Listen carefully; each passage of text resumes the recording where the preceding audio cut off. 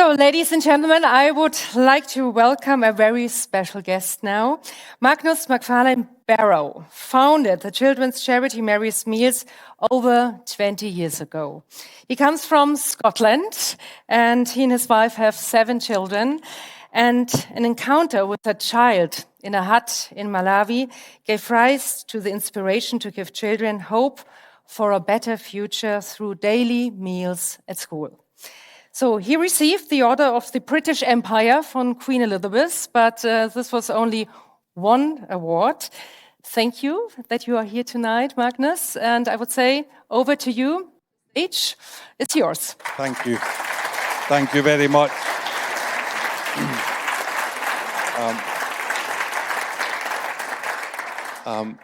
Guten Abend.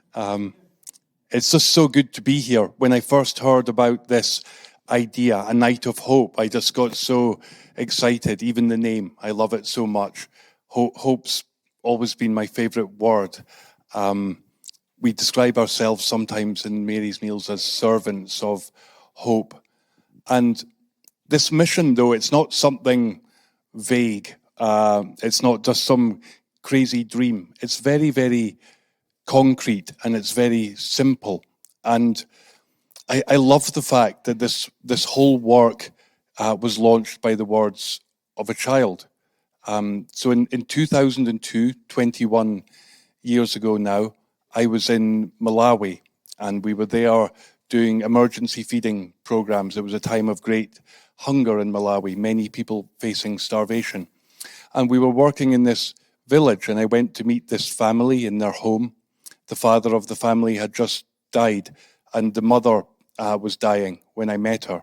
She was called Emma, and she had her 6 children sitting all around her. And I began talking to her oldest child. He was called Edward. He was 14 years of age.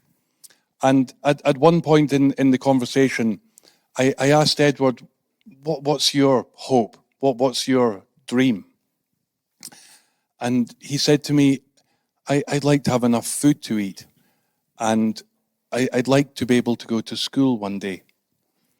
And that was it. That was all of his ambition at 14 years of age. Today, there's 67 million children like Edward missing school because of hunger. They're working, they're begging, they're doing whatever they need to do to survive.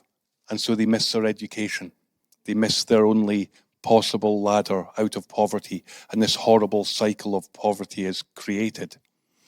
So Mary's Meals is just this very simple answer to Edward's words, that answer he gave me that day, this way to break the cycle by simply providing one good meal every day in a place of education, to meet the immediate need of the hungry child for food, but at the same time to bring them into the classroom, to enable that education that can set them free. And the work's really as simple as that.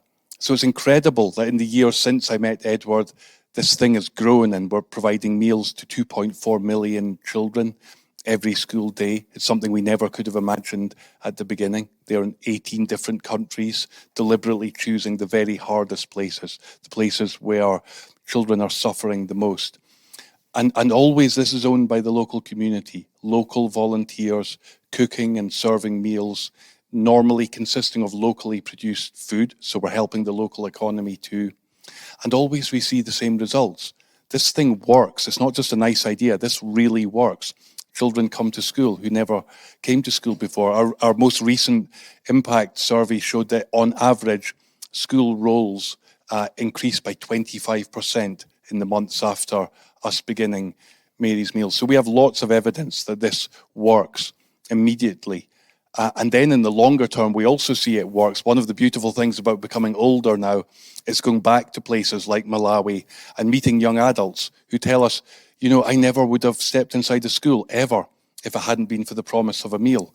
I might not be alive today if it wasn't for Mary's Meals. And there they are in further education or in paid employment. Some of them have started businesses. Some of them have become athletes. Some of them are musicians. All sorts of things that wouldn't be possible. And in them, that's our hope.